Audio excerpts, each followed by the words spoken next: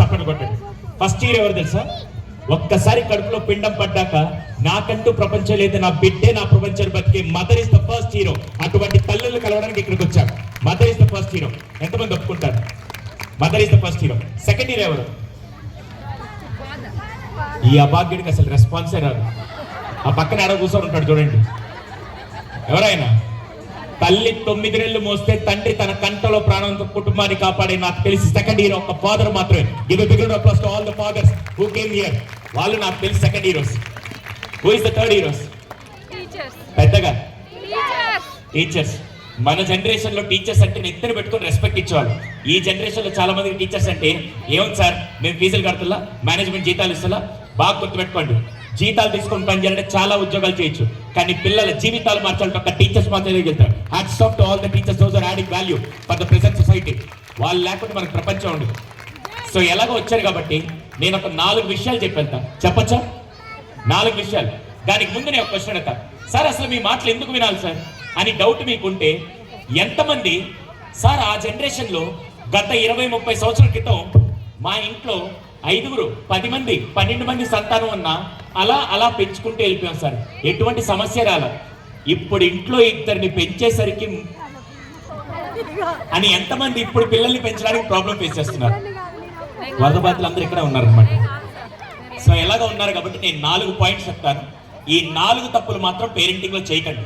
నా 18 ఏళ్ళ అనుభవంలో ఒక సైకాలజీగా చాలా కేసులు చూసి చెప్తున్నాను.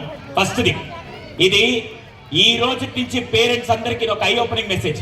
అమ్మా 6 ఏళ్ల క్రితం నా కౌన్సిలింగ్ సెంటర్ కూర్చొని ఉంటే ఒక ఆయన ఇలాగే 40-45 వయసు ఉంటుంది, చాలా ప్రొఫెషనల్ గా రెడీ చేసి నా దగ్గరికి వచ్చాడు. నేను ఆయన చూడంగానే అడిగా, సార్ మీకేమైనా సమస్య అంటే, సుధీర్ నాకేం మానసిక సమస్య లేదు, మా అబ్బాయితో ప్రాబ్లం ఉన్నాడు. ఏంటి సార్ మీ అబ్బాయితో ప్రాబ్లం అంటే, ఏం లేదు సుధీర్, మా వాడు చదువు అంతా బాగానే ఉంది, ఇంటర్ సెకండ్ ఇయర్ అవుతున్నాడు, ఏమైందని తెలియదు కానీ లాస్ట్ నెల నుంచి నన్ను KTM బైక్ ఐఫోన్ అడుగుతున్నాడు సార్ అన్నాడు. అయితే కొనివచ్చు కదా, నా దగ్గరికి ఎందుకు వచ్చాను? భలేవాడు సుధీర్, మీ దగ్గరికి వస్తే ఏదో సలహా ఇస్తాను వచ్చానంటే, సార్ ఓ పని చేయండి, వాడికి కొద్దిగా బుజ్జగించని చెప్పొచ్చు కదంటే, వాడు కనుక బతిలాడు అడుగుంటే నేను బుజ్జగించి నచ్చచెప్పేవాడిని, వాడు గట్టిగా అడిగితే 4 తగిలిచ్చైనా కూర్చోబెట్టేవాడు సుధీర్, కానీ వాడు డిమాండ్ చేస్తున్నాడు అన్నాడు. డిమాండ్ అంటే మీకు తెలుసు కదా, అడిగే హక్కు నాకుందని. ఒరే ఈ కేసులో భలే వెరైటీగా ఉంది, హ్యాండిల్ చేద్దామని, సరే సార్ మీరు బయటికి వెళ్ళి వాడిని పంపించండి అన్నాడు. ఈయన బయటికి వెళ్ళి ఆ అబ్బాయిని పంపించాడు. బిలీవ్ మీ, ఆ అబ్బాయి ఎలా ఉన్నాడు తెలుసా? అమాయకత్వానికి ప్యాంటు షర్ట్ వేస్తే ఎలా ఉన్నాడు అలా ఉన్నాడు. నేరుగా లోపలికి వచ్చి మే కమింగ్ సార్ అన్నాడు. ఉదయం వీడిని చూస్తే ఇంత అమాయకుడు ఉన్నాడు, వాళ్ళ నాన్న ఎన్ని కంప్లైంట్స్ ఇచ్చాడని చెప్పి నేను వెంటనే బాబు కూర్చోన్నా. నేరుగా వచ్చి కూర్చున్నాడు. అడిగా నీ పేరేంటని. నా పేరు సురేష్ సార్ అన్నాడు. అవును ఏం చదువుతున్నావు? ఇంటర్ సెకండ్ ఇయర్ సార్ అన్నాడు. అవును మీ నాన్న ఏమని అడిగాను సార్ KTM బైక్ ఐఫోన్ అడిగాను. అప్పటిదాకా అపరిచితుల్లో రాములాగా ఉన్నాడు, ఒక్కసారి చంద్రముఖి బయటకు వచ్చింది. నేను వెంటనే కౌన్సిలింగ్ డబ్బులు ఇస్తున్నాడు అని చెప్పి 4 మంచి మాటలు చెప్తాను. అరే ఇప్పుడు కాదు రేపు పెద్ద కొనుక్కోవచ్చు అంటే, సార్ అవి నాకు తెలుసుగానే నేను అడిగిన దాంట్లో న్యాయం ఉంది సార్ అన్నాడు. ఒరే వీడి కాన్ఫిడెన్స్ చూస్తే చాలా స్ట్రాంగ్ గా ఉన్నాడు, వీడు అడిగిన దాంట్లో న్యాయం ఉందో లేదో ప్రూవ్ చేద్దాం అని చెప్పి, అరే నువ్వు నాకు ప్రూవ్ చేయి, మీ నాన్న అడిగి నేను కొనిస్తా అని చెప్పాను. అయితే మీరు కొనిస్తారు సార్ అన్నాడు. ఇది ఎక్కడ తిరిగి నాకు వచ్చినట్టుంది, ఈడిచ్చే కౌన్సిలింగ్ డబ్బులకి 2 లక్షలు పెట్టి నేను కొనియాలని చెప్పి, అయినా కూడా నువ్వు చెప్పుతాముడు అన్నాడు. అప్పుడు వాడు ఏం చేశాడు, జాగ్రత్త వినండి సార్, నేను 5వ క్లాస్లో ఉన్నప్పుడు నాకు మ్యాథ్స్ బాగా వచ్చేది కాదు. మళ్ళీ మా నాన్నగారు వచ్చి, ఒరే నువ్వు అంత స్కూల్లో చదివిస్తున్నాను, ఏ రోజున మ్యాథ్స్లో మంచి మార్కులు తెచ్చుకున్నావు, ఆ పక్కింటి మానసంజుడు ఎంత బాగా చేస్తున్నాను. కానీ నేను వెంటనే మానస దగ్గరికి వెళ్ళి కూర్చొని మ్యాథ్స్ నేర్చుకొని వచ్చా, నాకు మంచి మార్కులు వచ్చాయి, మా నాన్న హ్యాపీ, నేను హ్యాపీ, అయిపోయింది. తర్వాత నేను 10వ తరగతిలో ఉన్నప్పుడు అప్పట్లో టాలెంట్ టెస్టులు పెట్టేవాళ్ళు, ఒక్కరోజు ఒక్క ప్రైజ్ కూడా తీసుకురాలా. మళ్ళీ మా నాన్నగారు వచ్చి, ఒరే నిన్ను అంత కష్టపడి చదివిస్తున్నా, ఏ రోజు ఒక ప్రైజ్ తీసుకొచ్చావా, ఆ పక్కని సుబ్బారావు కొడుకుని చూడు ఎంత బాగా చేస్తున్నాడు. కానీ ఎంతమందికి అర్థమైందా? ఓకే, ఈరోజు మానస ఇంటర్ సెకండ్ చదువుతుంది, సుబ్బారావు గారు అబ్బాయి ఇంటర్ సెకండ్ చదువుతున్నాడు, నేను ఇంటర్ సెకండ్ చదువుతున్నా. మానసకి వాళ్ళ నాన్న కంప్యూటర్ కొనిచ్చాడు, సుబ్బారావు గారు వాళ్ళ అబ్బాయికి పల్సర్ 150 బండి కొనిచ్చాడు. ఇప్పుడు మా నాన్నని KTM బైక్ ఐఫోన్ అడగాడు, తప్ప అని అడిగాడు. తప్ప రైటా? వినపడలా? మీకేముంది లాట్లాగా అక్కడ కూర్చొని రైట్ అంటారు, నేను రైట్ అని అనుకో వాళ్ళ నాన్న చంపేస్తాడు, తప్పంటే ఈడు చంపేస్తాడు. నా పరిస్థితి ఎలా ఉంది తెలుసా? ముందు నువ్వు వెనక పోయి పరిస్థితి అయిపోయింది. అవును ఇక్కడ తప్పేవారిది, తండ్రిదా పిల్లాడిదా? సారీ అండి, ఇక్కడ తప్పు తండ్రిదని చెప్పరు, పిల్లలని చెప్పరు. మంచిని మాత్రమే కంపేర్ చేసుకోమంటే పిల్లలు మంచితో పాటు చెడుని కూడా కంపేర్ చేసుకుంటారు నేను అంటాను. ఎంతమంది ఒప్పుకుంటారు? ఈ రోజు నుంచి గుర్తుపెట్టుకోండి. అమ్మ ఇక్కడ ఎంతమంది వైఫ్ అండ్ హస్బెండ్ ఇద్దరు పక్క పక్కనే కూర్చోన్నారు? వైఫ్ అండ్ హస్బెండ్ ఇద్దరు చేతులు ఎత్తారు, మన లాయర్ని కాదు, మీకేం డైవర్స్ ఇప్పింది, చేతులు ఎత్తండి. ఏదో దానికి కూడా కంగారు పడుతున్నారు. గురుగారు మీ పేరు? పర్లేదు చెప్పండి గురుగారు. సరే, ఆయన యాక్టివ్ మోహన్ గారు పక్కన దీప్తి. కొద్దిసేపు మీ పేరు వాడుకోవచ్చు కదా, మళ్ళీ నా మీద పోలీస్ కంప్లైంట్ ఏం బెటర్ కదా. సో మోహన్ గారు ఒక రోజు సాయంత్రం ఇంటికి వచ్చే టైంకి దీప్తి గారు ఏం చేశారంటే వాళ్ళ ఆయన వస్తారని చెప్పి నీట్ గా భోజనం అంతా రెడీ చేసి పెట్టారు. ఆయన అప్పుడే ఫ్రెష్ వచ్చి నేరుగా ఒక ముద్ద కలుపుకునే తరంగానే ఆ రోజు ఆవిడ వేరే గ్యాస్ లో ఉండి ఉప్పు తక్కువ వేసి కారం ఎక్కువ వేసి ఆ వంట దరిద్రంగా ఉంది. నేరుగా నుంచి కూర్చొని తిని ఒక్క ముద్ద నోట్లో పెట్టుకోగానే ఏంటి వంట, 5 ఏళ్ళైంది పెళ్లి చేసుకొని, ఇప్పటిదాకా నా బతుకు ఒక్కరోజు ఒక వంట రాలేదు. ఆ పక్కింటి సుజాత చూడు ఎంత బాగా చేస్తుందో. అంటే మీ అందరికి ఎలా ఉంటుందమ్మా, మిమ్మల్ని పక్కింటి వాళ్ళతో కంపేర్ చేస్తే మీకు ఎలా ఉంటుంది? ఎంతమంది ఆడవాళ్ళ కోపం వస్తుంది ఒకసారి చేతులు ఎత్తండి. మహిళా సంఘాలందరూ ఎక్కడ ఉన్నారు? సారీ అమ్మా, ఒంటి మీదకి 30-40 ఏళ్ల వయసు వచ్చిన మనల్ని వేరే వాళ్ళతో కంపేర్ చేస్తే కోపం వస్తుంది కదా. బాగా గుర్తుపెట్టుకోండి, పిల్లల్ని ఎవరితో అయితే కంపేర్ చేస్తారో అప్పుడు పిల్లలు నాశనం అవుతారని నేను చెప్తాను. ఎంతమంది ఒప్పుకుంటారు ఆ విషయం? దయచేసి పిల్లల్ని ఎవరితో కంపేర్ చేయకండి. ఇందాక ఇక్కడ ఒక పాప వచ్చేసింది, మీకు ఆ పాప ముందు తెలుసో లేదో తెలియదు. నేను ఒక స్కూల్ యాన్యువల్ డేకి వెళ్ళినప్పుడు ఈ పాప అక్కడికి వచ్చి భరతనాట్యం చేసినప్పుడు ఆ అమ్మాయి చదువులో ఎంత రాణిస్తుందో తెలియదు కానీ భారతదేశ కల్చర్ ని ప్రపంచానికి చాటే విధంగా భరతనాట్యంలో మాత్రం అమ్మాయి రాణిస్తుంది. ఈ మేడం వాళ్ళ కూతురు, ఇందాక ఇక్కడ పర్ఫార్మెన్స్ చేసింది కదా ఆ అమ్మాయి. నేను ఐరిస్ స్కూల్కి గెస్ట్గా వెళ్ళినప్పుడు అక్కడ నేను ఆశ్చర్యపోయాను. భరతనాట్యం అంత చిన్న ఏజ్ లో హావభావాలన్నీ ప్రజెంట్ చేస్తుందంటే ఇప్పుడు ఆ పాప నేను కూర్చోబెట్టి నీ బతుకు నువ్వు చదువు రాదు, నువ్వు చదువుకో ఫోకస్ అయ్యి, చదువు మీద ఫోకస్ చూడు, పక్కింటోళ్ళు చూడు, ఎదిరింటోళ్ళు చూడు చెప్పారనుకో, భారతదేశానికి ఒక కళామ తల్లిని నేను ఆ జీవితాన్ని నాశనం చేసినట్టు నేను అనుకుంటాను. ఎంతమంది ఒప్పుకుంటారు ఆ విషయం? దయచేసి ఈరోజు నుంచి పిల్లల్ని ఎవరితో కంపేర్ చేయకండి. కానీ ఒక సైకాలజీగా నేను చెప్తున్నా, పిల్లల్ని కంపేర్ చేస్తేనే బాగుపడతారు. సార్ పిచ్చి మీకైనా ఉండాలి, మాకైనా ఉండాలి. ఇప్పుడే కంపేర్ చేద్దాం, మళ్ళీ కంపేర్ చేయమన్నారు. ఎలా కంపేర్ చేయాలని నేను చెప్తా. ఎంతమందికి కావాలి? ఎలాగో తెలుసా, ఇది నేను కూడా చెప్పాల. కార్తికేయ 2 సినిమా చూస్తారు మీరందరూ. కార్తికేయ 2లో ఒక గుండేసుకుని ఒక అతను బాలీవుడ్ యాక్టర్, అతని పేరు అనుపమ్ ఖేర్. ఆయన ఒక సీన్ లో వీడియో క్రియేట్ చేశాడు. నేను కావాలంటే మనోహర్ గారికి ఆ వీడియో పంపిస్తాను. అదేం తెలుసా, ఒక 7వ క్లాస్ కుర్రాడు ప్రోగ్రెస్ రిపోర్ట్ పట్టుకొని ఉంటాడు. ప్రోగ్రెస్ రిపోర్ట్ లో ఎవరు సంతకం తెప్పియాలి? నాన్నగారిది. మార్కులు తక్కువ వస్తే ఏం చేసేవాడో ఆ రోజులో మనకు బాగా తెలుసు. వాడికి ఆ రోజు మార్కులు తక్కువ వచ్చి ప్రోగ్రెస్ రిపోర్ట్ పట్టుకొని బెడ్రూమ్ లో ఏడుస్తూ ఉన్నాడు. ఇంతలో తండ్రి వచ్చి బయటికి రా, ప్రోగ్రెస్ రిపోర్ట్ తీసుకురా అన్నాడు. వీడు నేరుగా తీసుకెళ్లి తల దించుకొని వాడు డిసైడ్ అయ్యాడు, ఈ రోజు మా నాన్న నన్ను కొడతాడు, మార్కులు తక్కువ వచ్చి అనుకునే లోపల వెంటనే ఆ తండ్రి ఏం చేశాడు తెలుసా, ఏం మాట్లాడుకుని సంతకం పెట్టించాడు. అదేంట్రా మా నాన్న నన్ను కొట్టలేదు తిట్టలేదు అని చెప్పి వీడు అలాగే తలదించుకున్నాడు. వాళ్ళ నాన్న అడిగాడు, బిట్టు ఎంత ర్యాంక్ వచ్చిందన్నాడు. 49వ ర్యాంక్ వచ్చిందన్నాడు. క్లాస్లో ఎంతమంది ఉన్నారు? 50 మంది ఉన్నారన్నాడు. 50 మంది ఉండి 49వ ర్యాంక్ వస్తే మనం ఏం చేస్తాం నాకు బాగా తెలుసు. కానీ ఆ తండ్రి ఏం చేశాడు తెలుసా, బిడ్డని కూర్చోబెట్టి, బిట్టు క్లాస్లో ఫస్ట్ వచ్చేవాడు ప్రతిసారి ఫస్టే రావాలని కోరుకుంటాడు, సెకండ్ వస్తే కూడా తట్టుకోలేడు, సెకండ్ వస్తే కూడా డిమోటివేట్ అయిపోయిన అనుకుంటాడు, ప్రతిసారి ఫస్ట్ రావాలని తపన పడుతూ ఉంటాడు. వాడు టెన్షన్ పడి వాడు స్ట్రెస్ తీసుకుంటూ ఉంటాడు. కానీ నీ అదృష్టం చెప్పంటావా, ఈసారి 49వ ర్యాంక్ వచ్చింది, నెక్స్ట్ టైం ట్రై చేస్తే 39వ ర్యాంక్ వస్తుంది, ఇంకా ట్రై చేస్తే 28వ ర్యాంక్ వస్తుంది, ఇంకొద్ది ప్రయత్నిస్తే 25వ ర్యాంక్ వస్తుంది, ఇంకొద్ది ప్రయత్నిస్తే 19వ ర్యాంక్ వస్తుంది. ఇంప్రూవ్మెంట్ చేసుకునే అవకాశం నీకుంది. నెక్స్ట్ టైం నాకు 39వ ర్యాంక్ తీసుకొని వచ్చి కనపడంటే అప్పటిదాకా తలదించుకొని బాధపడుతున్న కొడుకు ఒక్కసారి లేచి తండ్రిని హక్ చేసుకొని నవ్వుతూ వెళ్ళిపోయాడు. అలా కంపేర్ చేయాలని నేను అంటాను. ఎంతమంది ఒప్పుకుంటారు? ఇప్పుడు సేమ్ మా సిస్టర్ అదే క్వశ్చన్ అడుగుతాడు. దీప్తి గారు వంట చేసిన తర్వాత మోహన్ గారు నేరుగా వచ్చి ఏం చేశారు తెలుసా, అక్కడ కూర్చొని ఒక ముద్ద పెట్టగానే ఆ వంట బాగాలేదు. కానీ ఏమన్నాడు తెలుసా, పెళ్ళి 5 ఏళ్ళు అయింది, ప్రతిరోజు కమ్మటి భోజనం పెడతాం, ఈ రోజు ఎందుకో పరధ్యానంలో వంట బాగాలేదు, రేపు మళ్ళీ నీ చేత్తో అదే పన్నీర్ కర్రీ తినడానికి నేను రెడీగా ఉంటానంటే నెక్స్ట్ డే ఆవిడ ప్రాణం పెట్టి చేస్తారని నేను అంటాను. ఎంతమంది ఒప్పుకుంటారు? ఇప్పటి నుంచి ఎవరితో కంపేర్ చేయాలి? పక్కింటి వాళ్ళు ఎదురింటి వాళ్ళతోనా, మీ పిల్లలతోనేనా? వినపడలా. మళ్ళీ డాక్టర్ దగ్గరికి వెళ్తే చూడొచ్చిందని చెప్పాడు. ఎంతమందికి అర్థమైంది? ఎంతమంది ఈరోజు నుంచి పిల్లల్ని వేరే వాళ్ళతో కంపేర్ చేయరు? ఇది ఫస్ట్ పాయింట్. రెండోది, అమ్మ మ్యాథ్స్ నేర్పించినా నేర్పకపోయినా, సైన్స్ నేర్పించినా నేర్పకపోయినా, సోషల్ నేర్పించినా నేర్పకపోయినా రెండో విషయం తప్పకుండా నేర్పాలి.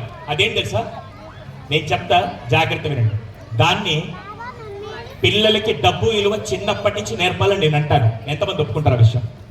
అసలే ఈ జనరేషన్ ఎలా తయారయ్యారు తెలుసా, ₹1 కోటి ఇస్తే 5 నిమిషాలు తగలబెట్టే జనరేషన్ తయారయ్యారు. మొన్న కూడా కౌన్సిలింగ్ వచ్చి కూర్చున్నాడు. నాకు అసలే పిల్లలు వస్తే ఎంటర్టైనింగ్ గా ఆడుకోవడం ఇష్టం. వాడు 4th క్లాస్ చదువుతున్నాడు. అక్కడ కూర్చున్నాడు చెప్పి నేను టైం పాస్ చేద్దాం ఒక క్వశ్చన్ అడిగాను. ఇప్పటికి ఆ క్వశ్చన్ తప్ప రైట్ అర్థం కాల. ఏం క్వశ్చన్ అడిగాను తెలుసా? అరే మీ ఇంట్లో సిలిండర్ అయిపోతే ఏం చేస్తాను అడిగాను. వాడు ఏ మాత్రం ఆలోచన లేకుండా స్విగ్గీ ఆర్డర్ పెట్టుకుంటా సార్ అన్నాడు. నాకు ఫ్యూజులు ఎగిరిపోయి డబ్బులు ఎవరు కడతాడు? మా నాన్న కడతారు సార్. ఫోన్ ఇలా తీసి కిచిక్ కిచిక్ అని ఫోటోలు తీసి కట్టేస్తారన్నాడు. నేను వెంటనే పక్కనే తండ్రి కూర్చున్నాడు. తండ్రిని అడిగా, సార్ మీ ఇంట్లో సిలిండర్ అయిపోతే భోజనం కోసం ఏం చేస్తారని అడిగా. ఇప్పుడు అదే క్వశ్చన్ మిమ్మల్ని అడుగుతా, మీ ఇంట్లో సిలిండర్ అయిపోతే మీరు ఏం చేస్తారు? పక్కింట్లో అడతా. Very good. మన ఇంట్లో కరెంట్ పోతే పక్కింట్లో ఉందా లేదా, మన ఇంట్లో గ్యాస్ అయిపోతే పక్కింట్లో ఉందా లేదా, ఇది కరెక్ట్ అమ్మా. ఆయన కూడా ఏం చెప్పాడు తెలుసా? ఫస్ట్ పక్కింట్లో అడుగుతాను సార్, రెండోది గ్యాస్ ఏజెన్సీకి ఫోన్ చేస్తాను సార్, మూడోది ఎలక్ట్రిక్ స్టవ్ పెట్టుకుంటాను సార్, నాలుగోది లేకపోతే ఇంకేదైనా ఇంట్లో ఉన్న వస్తువులతో వాడుకుంటాను సార్. అదేంటి సార్ స్విగ్గీలో ఆర్డర్ పెట్టుకోవచ్చు కదంటే, వాడికేం సార్ నలుగురు తినడానికి స్విగ్గీలో ఆర్డర్ పెడితే 800 అవుతుంది. అదే 800తో గ్యాస్ సిలిండర్ తెచ్చుకుంటే 4 రోజులు బతకొచ్చని ఆయన చెప్పాడు. పిల్లలకి ఫస్ట్ నేర్పాల్సింది డబ్బు విలువ అని నేను అంటాను. ఎంతమంది ఒప్పుకుంటారు దానికి? అవునా? ఇప్పటికే చాలా మంది ఏం తెలుసా? సారీ అమ్మా, ఎంతమంది ఈ స్టేట్మెంట్ విన్నారో నాకు ఒకసారి చెప్పండి. స్టాలిన్ ఠాగూర్ ఈ సినిమా ఏదో నాకు తెలియదు కానీ చిరంజీవి గారు ఒక డైలాగ్ చెప్పారు, తెలుగు భాషలో నాకు నచ్చని ఒకే ఒక పదం. వాడు కరెక్ట్. నువ్వు సినిమాలు బాగా చూస్తావు హీరో, నాకు అర్థమైంది. క్షమించడం. అలాగే పేరెంటింగ్ లో నాకు నచ్చిన ఒక దరిద్రపు స్టేట్మెంట్ ఏంటి తెలుసా? Don't mind my language. ఆ స్టేట్మెంట్ ని కనిపెట్టిన వాటిని చంపి జైలుకి వెళ్ళిపోవాలనిపిస్తుంది. ఆ స్టేట్మెంట్ అంటే నేను చెప్తా, వినంటే మీరు చేతులు ఎత్తండి. అదేం తెలుసా? నేను పడ్డ కష్టాలు నా పిల్లలు పడకూడదండి. ఎంతమంది ఈ స్టేట్మెంట్ విన్నారు? వెరీ గుడ్, విన్నారా? రోజు అది ఎవరైతే అప్లై చేస్తారో పిల్లల్ని నాశనం చేసే స్టేట్మెంట్ ఇది ఒక్కటే అని నేను అంటాను. కష్టం తెలియకుండా ఏ ఒక్కరికి విలువలు రావు. ఎండలో తిరిగిన వాడికి ఏసీ విలువ తెలుస్తుంది, కాలినడకన వెళ్ళిన వాడికి కారు విలువ తెలుస్తుందని నేను అంటాను. దయచేసి పిల్లలకి చిన్నప్పటి నుంచి కష్టాలు తెలిసే విధంగా పెంచండి తప్ప నాకు రాలా అడక్క ముందే అన్ని కొనిస్తూ ఉన్నారనుకో. సారీ, యుఎస్ కు 35 రోజులు వెళ్ళిన తర్వాత మన ఇంట్లో అయినా 2 BHK హోమ్స్, వాళ్ళదేం తెలుసా? 5 BHK హోమ్స్. ఒక బెడ్రూమ్ అమ్మా నాన్నకి, రెండో బెడ్రూమ్ పిల్లలకి, మూడో బెడ్రూమ్ గెస్ట్లకి, మిగతా 2 బెడ్రూమ్స్ దేని తెలుసా? మొత్తం టాయ్సే ఉంటాయి. మళ్ళీ వాళ్ళు వచ్చి కంప్లైంట్ ఏం చేస్తారు తెలుసా? మా వాడు అసలు బొమ్మలతోనే ఆడుకోరండి. అన్ని బొమ్మలు లెక్క లేకుండా కొనిచ్చి విలువ తెలియకుండా పెంచుతున్నారని నేను అంటాను. ఎంతమంది ఒప్పుకుంటారు ఆ విషయం? అసలే ఈ మధ్య ఏమైంది తెలుసా? అమ్మా మీరందరూ మిడిల్ క్లాస్ ఫ్యామిలీస్ అయితే నేను చెప్పేది బాగా కరెక్ట్ అవుతారు. ఎంతమంది కరోనాకు ముందు గూగుల్ పే ఫోన్ పేలకు ముందు ఏటీఎంలో 2000 విత్డ్రా చేసి జేబులో పెట్టుకొని ఖర్చు పెడుతూ ఉంటే రూపాయి తగ్గుతూ ఉంటే ఒంట్లో భయం ఉండేది? Yes or no? ఈ గూగుల్ పే ఫోన్ పేలు వచ్చాక ఏయ్ కిచిక్ కొట్టు అని కొడుతూ ఉంటే ఖర్చులు పెరిగాయని నేను అంటాను. ఎంతమంది ఒప్పుకుంటారు విషయం? దయచేసి పిల్లల ముందు మాత్రం మా నాన్న ఒక అంబానీ, మా నాన్న ఎంతైనా ఖర్చు పెడతాడు అనే బిల్డప్లు మాత్రం పిల్లలకి ఎక్కనివ్వకండి. ఎంతమందికి అర్థమైంది ఈ విషయం? ఫస్ట్ది కంపేర్ చేయొద్దు, రెండోది ఇది, మూడోది నాకు ఇష్టమైంది. ఇక్కడ కూర్చున్న ప్రతి పేరెంట్ ఇంటికి వెళ్ళి మీ పిల్లలకి చెప్పవలసిందంటే నేను చెప్తాను. అవును, ఎంతమందికి పేర్లు ఉన్నాయి ఇక్కడ? పేర్లు లేవా? నామకరణం చేద్దాం అందరికి. పేర్లు ఉన్నాయి లేవా? హలో, మీ పిల్లలకి రేపటి రోజున డబ్బు ఇచ్చినా ఇవ్వకపోయినా, బంగారం ఇచ్చినా ఇవ్వకపోయినా, ఆస్తులు ఇచ్చినా ఇవ్వకపోయినా, నాలుగోది మాత్రమే అండి. అదేంటో నేను చెప్తాను. ఎంతమందికి పేర్లు ఉన్నాయి ఇక్కడ? పేరుకు ముందు లెఫ్ట్ సైడ్ లో ఉండేదాన్ని ఏమంటారు? పేరుకు ముందు లెఫ్ట్ సైడ్ లో ఉండేదాన్ని ఏమంటారు? సర్నేమ్. తెలుగులో ఇంటి పేరు. ఇంటి పేరు. ఆ ఇంటి పేరు ఎవరిచ్చారు? మన పేరెంట్స్. పెద్దగా ఎవరిచ్చారు? పేరెంట్స్ ఇచ్చారు. వాళ్ళకి ఎవరిచ్చారు? అందరు ఒకేసారి. వాళ్ళకి ఎవరిచ్చారు? వాళ్ళకి ఎవరిచ్చారు? అంటే ఇది ఎవరు ఆస్తి? పేరెంట్స్ కదా.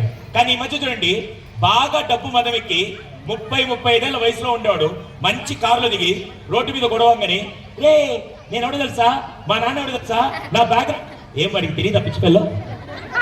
అవును, వాడు చెప్పే ఏదో బ్యాక్గ్రౌండ్ ఈ వాల్యూస్ అన్ని లేకపోతే వాడి వాల్యూ ఎంత? బాగా గుర్తుపెట్టుకోండి అమ్మా. పేరు పక్కన లెఫ్ట్ సైడ్ లో ఉండే ఆస్తి నాన్నగారు ఇచ్చిన ఆస్తి, తాతగారు ఇచ్చిన ఆస్తి, వారసత్వం వచ్చిన ఆస్తి అయితే పేరు రైట్ సైడ్ లో మనం సంపాదించే ఆస్తి, దాని పేరు ఎడ్యుకేషన్. నేను గర్వంగా చెప్తాను. ఒక్క ఎడ్యుకేషన్ మాత్రం మనిషికి రెస్పెక్ట్ తీసుకొస్తే నేను గర్వంగా చెప్తాను.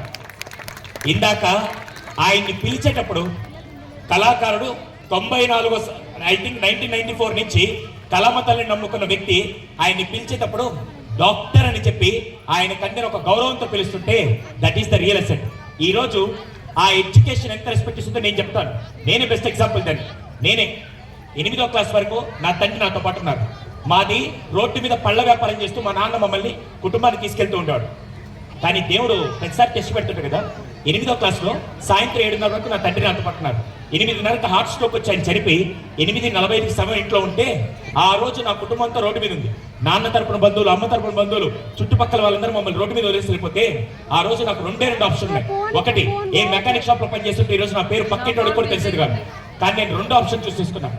10 ఏళ్ల పాటు కుక్క కంటే హీనంగా, గాడిద కంటే హీనంగా 10 ఏళ్ల పాటు ఉదయం పూట కాలేజ్కి వెళ్తూ సాయంత్రం పూట ఇంటర్నెట్ షాప్, బట్టల షాప్ లో పనిచేస్తూ 10 ఏళ్ల తర్వాత ఈ రోజు నా పేరు పక్కన సైకాలజీ డిగ్రీ తీసుకొని వస్తే ఎవడెవరైతే నన్ను రోడ్డు మీద వెళ్ళాడో వాడే నా అపాయింట్మెంట్ కోసం ఎదురు చూస్తాయికి నా తలరాత పరిచింది ఒక్క చదువు మాత్రమే.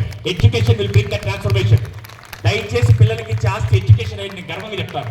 ఈ రోజు నుంచి ఎవడైనా ఈ మధ్య మొదలస్తూ ఫోన్లకు అడిగితే నేను స్కూల్కి వెళ్ళను ఎవడన్నా ఆపేస్తే 4 తగిలిచ్చైనా స్కూల్కి పంపించమని నేను చెప్తాను. ఎంతమంది ఒప్పుకుంటారు ఆ విషయం?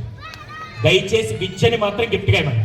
ఇప్పటికీ ఇక్కడ కూర్చున్న నా ఫ్యామిలీ మెంబర్స్, పేరెంట్స్ అందరిని అడుగుతున్నాను, ఎంతమంది ఇప్పటికీ ఫీల్ అవుతారు, సార్ ఆ రోజు మేము ఇంత కొద్దిగా ఎక్కువ చదువుకోనంటే ఈ రోజు మా భవిష్యత్తు ఇంకా బాగుండేది అని ఎంతమంది పేరెంట్స్ ఫీల్ అవుతున్నారు?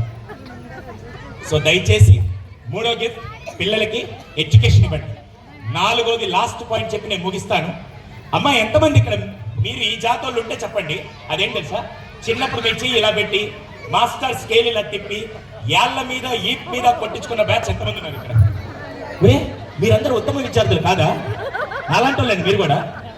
పోనీ మీ నాన్నగారు 4 తగిలిచ్చి, మీ టీచర్ 4 తగిలిచ్చి ఇంటికి వచ్చి నాన్న మా టీచర్ నన్ను కొట్టాడు అని కొద్ది కహానీ అల్లి చెప్పితే భద్రా స్కూల్ మీదకి దండయాత్రకు వెళ్దాం అని వెళ్ళేవాడా?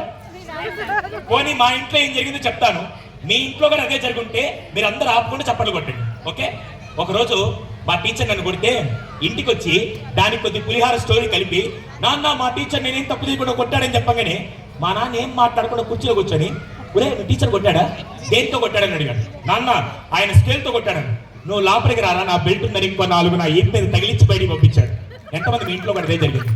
ఓ వెరీ గుడ్, మీ నాన్న కూడా అదే చేశాను. సారీ అమ్మా, ఆ రోజు అలా దెబ్బలు తిన్నాం కాబట్టి ఈ రోజు సమాజంలో గౌరవంగా బతుకుతున్నాను నేనంటే ఎంతమంది ఒప్పుకుంటారు? కానీ ఈ మధ్య దౌర్భాగ్యం, మొన్న గుడివాడలో ఒక స్కూల్కి రెగ్యులర్గా వెళ్తాను. 13